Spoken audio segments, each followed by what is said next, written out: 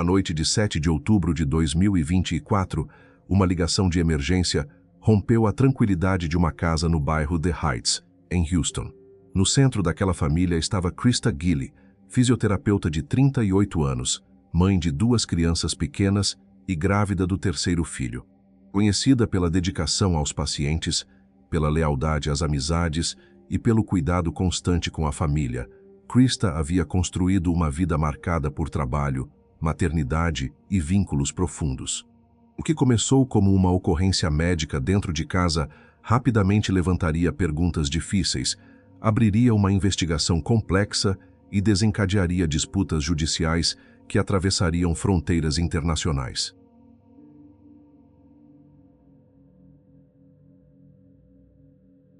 Na segunda-feira, 7 de outubro de 2024, a rotina da família Gilley terminou com uma chamada feita de dentro da residência localizada na Alston Street, no bairro The Heights, em Houston. Por volta das 23h30, Lee Gilley telefonou para o serviço de emergência e informou que sua esposa, Krista, estava inconsciente. Segundo o relato transmitido à operadora, ela teria ingerido uma grande quantidade de medicamentos em uma possível tentativa de overdose. Lee afirmou que realizava manobras de reanimação cardiopulmonar enquanto aguardava a chegada das equipes médicas. Os paramédicos encontraram Krista sem resposta, afastaram Lee da área de atendimento e assumiram imediatamente as manobras de reanimação. Os 2 filhos pequenos do casal permaneciam dentro da casa e, conforme os relatos disponíveis, dormiam durante a movimentação dos socorristas e policiais. A prioridade inicial era restabelecer os sinais vitais e transportar Krista para uma unidade equipada para continuar a reanimação. Ela foi levada ao Memorial Hermann Greater Heights Hospital, onde médicos tentaram salvá-la. Apesar dos procedimentos adotados, Krista foi declarada morta depois de chegar ao hospital. Durante o atendimento, porém, os profissionais observaram sinais que não correspondiam de forma simples à explicação apresentada na ligação. Havia lesões visíveis em seu rosto e marcas físicas que não pareciam decorrer apenas de uma intoxicação por medicamentos. Os socorristas também conheciam o padrão de ferimentos que pode surgir após compressões repetidas no tórax durante uma reanimação, mas parte do trauma identificado estava em outras regiões do corpo. Essa diferença levou a equipe hospitalar a comunicar às autoridades e preservar a ocorrência para análise médico-legal. A morte que havia sido apresentada, inicialmente como uma emergência provocada por overdose, passou a exigir a atuação dos investigadores e do instituto responsável pela autópsia. Krista Nicole Bauer nasceu em 7 de fevereiro de 1986, em Pittsburgh, na Pensilvânia. Filha de Chris e Sharon Bauer, ela cresceu como a mais velha de 4 irmãs. Desde cedo, assumiu uma postura de cuidado em relação a Samantha, Laura e Sarah, acompanhando as mais novas na escola, em casa e nas situações comuns da infância. A família passou por mudanças importantes, saindo de Pittsburgh para Cortland, em Ohio, e depois para Summerville, na Carolina do Sul. Mesmo com as alterações de cidade e rotina, Krista formou amizades que permaneceram durante a vida adulta. No ensino médio, ela fazia parte de um grupo próximo de amigas conhecido como Pink Ladies. A convivência continuou mesmo depois da formatura e da entrada de cada uma em diferentes universidades. Em 2004, Krista iniciou os estudos na Universidade Clemson, onde concluiu a graduação em Ciências da Saúde Pública. A ligação com a instituição permaneceu forte após o curso, principalmente por meio do time de futebol americano Clemson Tigers. Mesmo vivendo longe do campus, ela continuava acompanhando e celebrando a universidade que havia marcado sua formação. Pittsburgh também continuou presente em sua trajetória. Em 2011, ela concluiu na Universidade de Pittsburgh o doutorado profissional em fisioterapia. Depois da formação, Krista tornou-se especialista certificada em fisioterapia cardiovascular e pulmonar. Trabalhou por alguns anos como fisioterapeuta itinerante antes de estabelecer residência em Houston. Ali, conseguiu uma posição como fisioterapeuta sênior no Memorial Hermann Hospital, atendendo pacientes em estado crítico com complicações cardíacas e respiratórias. Além do trabalho hospitalar, colaborava na formação de novos profissionais como professora adjunta na University of Texas Medical Branch. Pessoas próximas a descreviam como dedicada aos pacientes, protetora e capaz de criar vínculos rapidamente. No hospital, ela cuidava de pessoas com complicações graves do coração e dos pulmões, ao mesmo tempo que ajudava a preparar a geração seguinte de fisioterapeutas.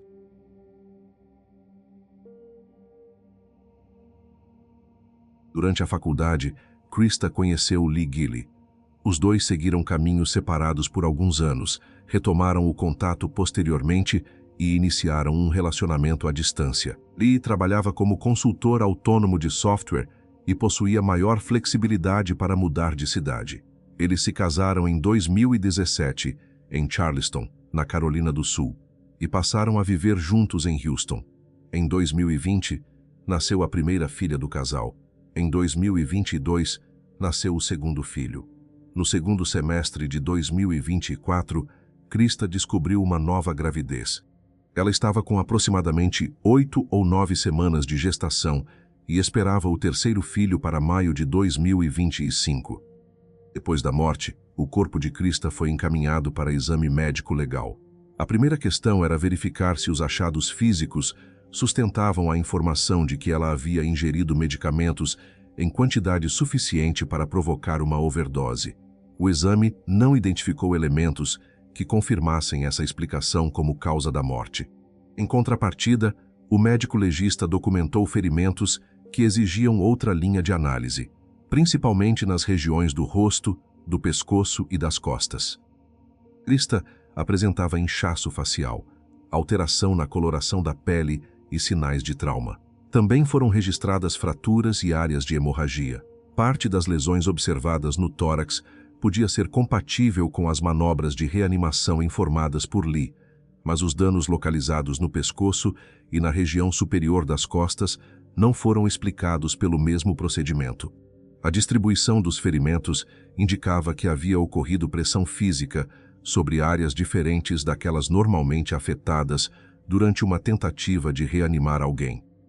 A conclusão do médico legista foi de que Krista morreu em consequência de compressão no pescoço e não de uma reação tóxica aos medicamentos mencionados inicialmente. Os achados eram compatíveis com estrangulamento e levaram à classificação oficial da morte como homicídio. Durante a autópsia, também foi confirmada a gravidez, ainda em fase inicial. Algumas pessoas próximas ainda não sabiam que ela esperava outro filho, pois a gestação tinha aproximadamente 8 ou 9 semanas. O laudo, entretanto, não determinou qual objeto ou parte do corpo produziu a compressão, nem estabeleceu a sequência completa do contato físico ocorrido dentro da residência. A explicação inicial fornecida por Lee estava centrada na suposta ingestão de medicamentos.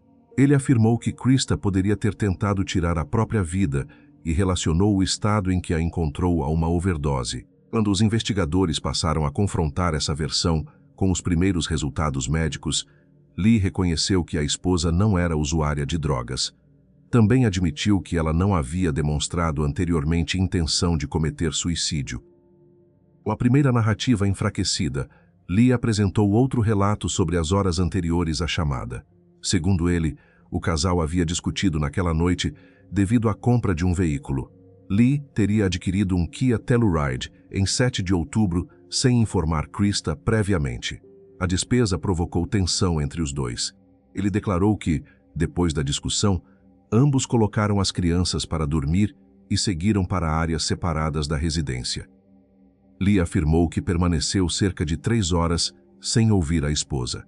Depois desse intervalo, teria ido procurá-la e a encontrado inconsciente, com ferimentos visíveis no rosto e pequenos pontos de sangue sobre a cama. Essa descrição não esclarecia como as lesões haviam surgido, porque a explicação inicial mencionava medicamentos ou porque a compressão identificada no pescoço não havia sido relatada durante a ligação. A mudança entre a hipótese de overdose e o relato de uma discussão doméstica tornou a versão de Lee uma das principais informações verificadas pelos investigadores nos dias seguintes. Em 11 de outubro de 2024, 4 dias depois da morte de Krista, Lee Gilley foi preso e levado para a cadeia do condado de Harris. A prisão ocorreu após a conclusão médico-legal de homicídio e a análise das inconsistências entre os ferimentos e as versões apresentadas. Ele foi acusado de capital murder, classificação utilizada no Texas para determinadas formas agravadas de homicídio. No caso, a acusação considerou a morte de Krista e o fato de ela estar grávida. Na primeira fase judicial, a fiança foi estabelecida em US$ 1 milhão. Embora o valor nominal fosse elevado, a legislação permitia que a liberação fosse obtida mediante o pagamento da parcela exigida pelo sistema de fiança. Em 21 de outubro de 2024, Lee deixou a prisão após cumprir essa exigência. A decisão não encerrou o processo e veio acompanhada de restrições destinadas a controlar seus deslocamentos e contatos. Lee teve de entregar o passaporte e passou a usar um monitor GPS preso ao tornozelo. Ficou proibido de sair do Texas sem autorização do tribunal e não podia manter contato com os filhos. As crianças foram colocadas sob os cuidados de familiares, enquanto a situação de guarda era analisada separadamente. As condições também permitiam que qualquer deslocamento incompatível com as ordens judiciais fosse registrado pelo sistema de monitoramento. Em abril de 2025, um grande júri confirmou formalmente a acusação de homicídio capital. O processo seguiu para a preparação do julgamento e a seleção dos jurados foi marcada para 29 de maio de 2026. Durante esse intervalo, Lee permaneceu em liberdade sob as condições impostas pelo tribunal. A acusação criminal, a restrição de contato com os filhos e o acompanhamento eletrônico passaram a definir sua situação enquanto os promotores continuavam reunindo os elementos que pretendiam apresentar no processo. Enquanto Lee permanecia em liberdade sob monitoramento eletrônico, declarações feitas logo depois da morte de Krista começaram a receber nova atenção. Amigos da família Douglas disseram que, em 8 de outubro de 2024, ele apresentou versões inconsistentes sobre o que havia ocorrido dentro da residência. Também teria afirmado que estava sendo alvo de uma armação e que precisava deixar o país para cuidar de si mesmo. A fala foi registrada antes da prisão, mas ganhou outro peso quando os investigadores passaram a organizar o comportamento apresentado nos dias seguintes. O mesmo casal relatou que Lee havia demonstrado uma atitude incomum durante uma festa realizada em 5 de outubro. No dia seguinte, teria feito comentários depreciativos sobre o próprio filho e sobre outra criança. Em 10 de outubro, um dia antes da prisão, ele teria manifestado o desejo de deixar Houston e viajar para a Carolina do Sul no dia 12. Quando os amigos tentaram permitir que as crianças falassem por telefone com os avós maternos, Lee teria ordenado que eles deixassem sua casa. Outro episódio apareceu durante uma audiência de custódia realizada em novembro de 2024. Segundo o que foi apresentado naquela ocasião, Lee teria cogitado sair com os 2 filhos depois de ser entrevistado pela polícia. A ideia teria sido mencionada ao irmão e ao sogro, ainda antes da emissão do mandado de prisão. O advogado de Lee negou que existisse um plano de fuga e disse que os comentários se referiam somente a uma possível visita à casa dos pais e dos avós das crianças, na Carolina do Sul. A audiência terminou com uma solução temporária para a guarda. Os avós maternos, Chris e Sharon Bauer, receberam responsabilidade compartilhada sobre as crianças ao lado de uma cunhada de Lee. O irmão dele não foi incluído naquela decisão. As declarações sobre deslocamentos, a tentativa de limitar o contato com a família de Krista e a menção a uma viagem com os filhos passaram a integrar o histórico examinado pelas autoridades.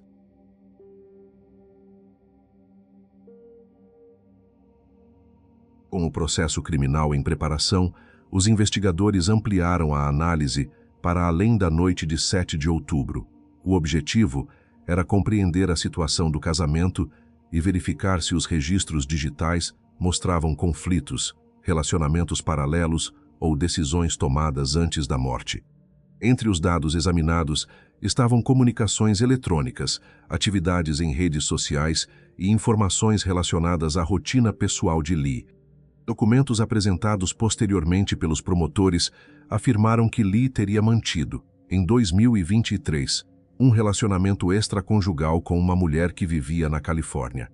A apuração não tratou essa relação como prova isolada do homicídio, mas como parte do contexto que poderia ajudar a explicar o estado do casamento. A mulher seria novamente mencionada em mensagens produzidas depois que Lee deixou a prisão sob fiança. Outro registro atribuído a ele foi publicado no Reddit em 18 de março de 2024. Na mensagem, o autor afirmava estar entediado com o casamento e procurava uma mulher em idade universitária para uma relação sexual sem compromisso. Os promotores declararam que pretendiam usar a publicação, junto com o suposto caso extraconjugal, para demonstrar que a imagem pública da família não refletia necessariamente o que ocorria dentro da relação. Essas informações foram reveladas em um documento judicial apresentado em abril de 2026, quando o julgamento ainda estava previsto para o mês seguinte. Até então, nenhum tribunal havia determinado que a relação extraconjugal ou a publicação constituíam o motivo da morte. O valor investigativo estava na conexão entre o conteúdo digital, os conflitos conjugais recentes e os acontecimentos posteriores.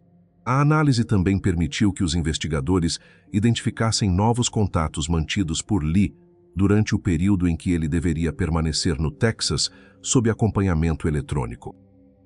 Entre abril e maio de 2025, Lee teria retomado contato com a mulher da Califórnia. As conversas, atribuídas a ele nos documentos do processo, não se limitavam ao relacionamento entre os dois. Elas incluíam referências diretas à possibilidade de sair dos Estados Unidos antes do julgamento e descreviam diferentes formas de dificultar sua localização. Lee teria falado em fugir para o México ou escolher outro país. Em uma das comunicações, afirmou saber como retirar o monitor GPS preso ao tornozelo e explicou de maneira detalhada o método que poderia utilizar. O conteúdo era relevante porque o equipamento representava a principal forma de controle de seus deslocamentos desde a liberação sob fiança. As mensagens não tratavam apenas de um destino, mas também dos obstáculos jurídicos e documentais envolvidos em desaparecer. Outra possibilidade discutida era o casamento com uma nova pessoa para adotar outro sobrenome e criar uma identidade diferente. Lee também teria perguntado se a mulher sabia como conseguir uma identificação mexicana falsa. O conjunto das conversas indicava planejamento sobre nome, documentos, destino e remoção do monitor. A mulher colaborou com as autoridades e entregou os registros, permitindo que o conteúdo fosse incorporado ao processo. A defesa continuou negando que Lee tivesse intenção de fugir. Seus advogados afirmaram que ele vinha cumprindo as condições estabelecidas pelo tribunal. Em abril de 2026, porém, Lee recebeu autorização para deixar temporariamente o Texas e viajar à Carolina do Norte por causa do funeral de sua mãe. Uma fotografia tirada durante a viagem mostrou que ele estava com cabelos mais longos e barba mais espessa. Parentes de Krista sustentariam depois que a alteração poderia estar relacionada a uma preparação para a fuga, enquanto essa interpretação ainda dependia da avaliação conjunta com os demais registros. Na sexta-feira, 1º de maio de 2026, por volta das 21 horas, o sistema responsável pelo monitoramento de Lee registrou um alerta de violação da cinta. O sinal indicava que o dispositivo preso ao tornozelo havia sido cortado.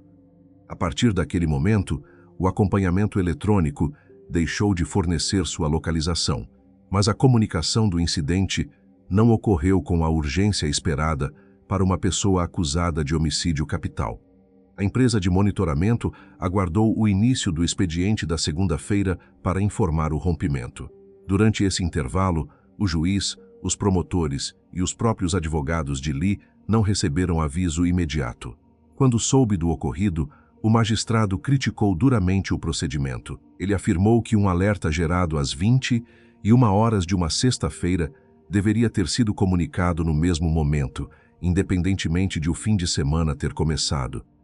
No mesmo dia em que o monitor foi cortado, Lee enviou uma mensagem ao irmão, Matt Gilley, pedindo que desse abraços nas crianças. O texto se tornou um dos últimos contatos conhecidos antes de seu desaparecimento. As autoridades não conseguiram estabelecer, com base no material disponível, qual meio de transporte ele utilizou para deixar o Texas, qual rota seguiu até o Canadá ou em que ponto atravessou a fronteira. Depois da confirmação da fuga, a fiança foi revogada e um novo mandado de prisão foi expedido. A saída do país também abriu caminho para uma acusação federal relacionada à fuga para evitar o processo criminal. Agências federais e a Interpol passaram a atuar na localização.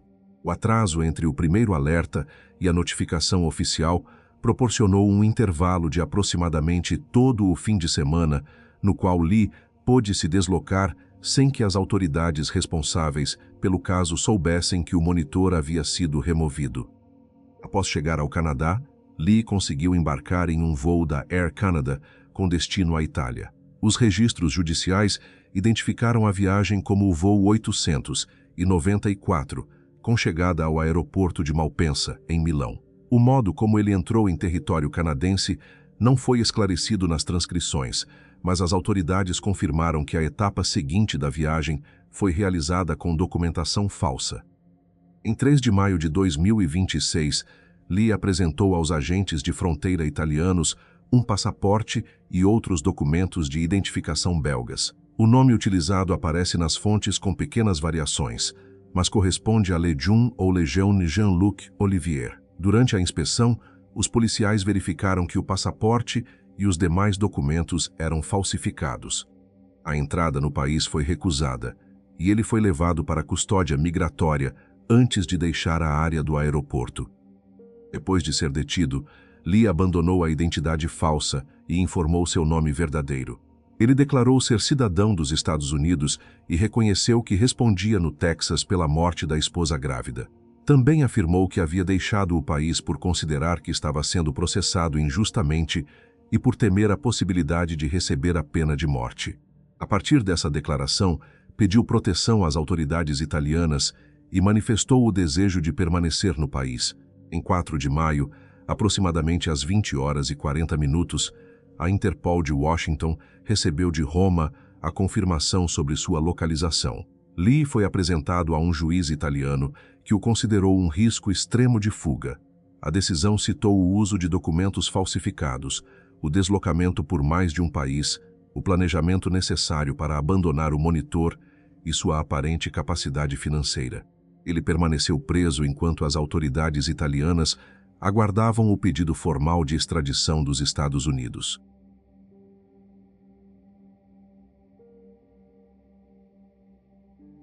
Com Lee detido na Itália, a situação dos 2 filhos do casal continuou sendo discutida na justiça. As crianças estavam vivendo na Carolina do Sul com os avós maternos, Chris e Sharon Bauer. A família de Krista apresentou um pedido emergencial para limitar o contato com parentes paternos, alegando receio de que as crianças fossem retiradas dos Estados Unidos. A preocupação se concentrou especialmente em Matt Gilley, irmão de Lee. Durante uma audiência realizada em maio de 2026, os representantes dos Bauer sugeriram que a fuga poderia ter exigido apoio financeiro ou logístico de outras pessoas. Matt e sua esposa prestaram depoimento por videoconferência e negaram ter fornecido dinheiro, documentos ou qualquer tipo de ajuda. Matt afirmou que a última mensagem recebida do irmão foi enviada no dia do desaparecimento e continha apenas um pedido para que abraçasse as crianças. A primeira decisão determinou que os filhos voltassem ao Texas, o que obrigaria os avós maternos a se mudar para manter os cuidados. Matt também ficou temporariamente sem direito a visitas. Em 18 de junho, a ordem foi revista. A juíza permitiu que as crianças permanecessem na Carolina do Sul, considerando que já haviam encontrado maior estabilidade naquele ambiente. A família paterna, entretanto, continuou autorizada a manter contato dentro das condições estabelecidas pelo tribunal. Outra disputa surgiu quando o pai de Krista visitou a antiga residência do casal e encontrou sinais de ocupação. As fechaduras haviam sido trocadas, novas câmeras estavam instaladas e placas proibiam a entrada. Um homem identificado como Matthew Jackson alegava possuir o imóvel por meio da empresa Save a Life Homes, LLC. Os documentos apresentados por ele não haviam sido assinados pelas famílias, e os registros oficiais ainda indicavam os Gilley como proprietários. No início de julho, a casa foi acessada enquanto Jackson estava ausente e as fechaduras foram novamente substituídas. Diante da justiça italiana, Lee afirmou que não havia matado a esposa e que estava sendo processado injustamente nos Estados Unidos. Ele reconheceu a fuga, mas declarou que havia deixado o país por medo da pena de morte e por não confiar no sistema judicial norte-americano. Com base nesse argumento, solicitou proteção internacional e pediu para permanecer na Itália. Nos Estados Unidos, seus advogados indicaram que pretendiam contestar a conclusão médico-legal por meio de uma condição chamada metemoglobinemia. Segundo essa versão, Krista possuía um distúrbio que impedia o sangue de transportar oxigênio adequadamente e teria enfrentado uma crise grave aproximadamente 1 ano e meio antes. A alegação ainda não foi submetida à avaliação de jurados, nem confrontada integralmente com os peritos responsáveis pela autópsia. As declarações públicas sobre essa estratégia provocaram uma reação dos promotores, que solicitaram uma ordem de silêncio. O pedido foi aceito em maio de 2026, restringindo comentários públicos de advogados, autoridades policiais e possíveis testemunhas. A medida buscava impedir que as discussões externas interferissem na futura formação do tribunal responsável pelo processo. O pedido formal de extradição foi encaminhado às autoridades italianas em meados de junho. O Tribunal de Apelação de Turim suspendeu temporariamente o envio de Lee aos Estados Unidos e exigiu garantias oficiais de que ele não seria condenado à morte. Os magistrados também questionaram a possibilidade de prisão perpétua, sem liberdade condicional, e solicitaram esclarecimentos sobre penas alternativas. O governo norte-americano recebeu prazo até o fim de agosto de 2026 para apresentar uma resposta, com nova análise prevista para setembro. Com base nos vestígios já apresentados, a sequência provável começa depois que os filhos foram colocados para dormir. Krista permaneceu no quarto ou em uma área próxima, enquanto Lee declarou que os dois haviam se afastado após uma discussão. O material fornecido não permite determinar em que instante o contato físico começou nem quais palavras foram trocadas antes da agressão. Os exames indicam que Krista sofreu violência no rosto, no pescoço e na região superior das costas. A pressão exercida sobre o pescoço foi mantida por tempo suficiente para interromper funções vitais. Não foi identificado, nas transcrições, o uso de uma arma ou objeto específico. Também não há informação conclusiva sobre a posição exata dos envolvidos durante o ataque. Após Krista perder a consciência, foram realizadas manobras de reanimação. A ligação para o serviço de emergência apresentou o episódio como uma possível intoxicação por medicamentos. A investigação considera que essa explicação não correspondia aos sinais encontrados posteriormente, mas ainda não existe decisão judicial determinando por que a versão foi fornecida. A acusação deverá sustentar que os acontecimentos ocorreram dentro da residência e que as mudanças de relato fazem parte da tentativa de ocultar a agressão. A defesa poderá atribuir a morte à condição sanguínea mencionada por seus advogados e contestar a interpretação das lesões. Permanecem sem confirmação definitiva o momento exato do ataque, o motivo imediato da violência e a duração total entre a perda de consciência e a chamada de emergência. O julgamento, que deveria começar em maio de 2026, foi suspenso depois que Lee deixou os Estados Unidos. Nenhuma nova data poderá ser definida com segurança enquanto o processo de extradição permanecer sob análise na Itália. O resultado dependerá principalmente das garantias que as autoridades norte-americanas estiverem dispostas a oferecer sobre as penas possíveis. Caso Lee seja devolvido ao Texas, os promotores poderão pedir que os registros de planejamento, a remoção do monitor e a viagem internacional sejam apresentados como evidências de consciência de culpa. A inclusão desse material dependerá de decisões tomadas pelo juiz responsável pelo processo.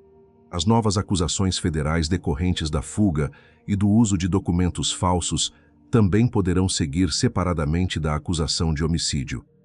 Até agosto de 2026, Lee permanecia sob custódia italiana. Ele não havia sido julgado pela morte de Krista, e nenhuma decisão definitiva havia estabelecido sua responsabilidade criminal. Por isso, continua legalmente presumido inocente enquanto o caso não for examinado por um tribunal e encerrado por um veredicto. Familiares, amigos, colegas e antigos alunos criaram o movimento Justice for Krista para preservar a memória dela e acompanhar os desdobramentos. Pessoas próximas passaram a vestir roupas roxas às terças-feiras em referência ao combate à violência doméstica. Também foram organizadas campanhas para ajudar nas despesas jurídicas e na criação dos filhos. Enquanto a disputa internacional continua, a família aguarda que o processo retorne a Houston e que as circunstâncias da morte sejam finalmente examinadas em julgamento.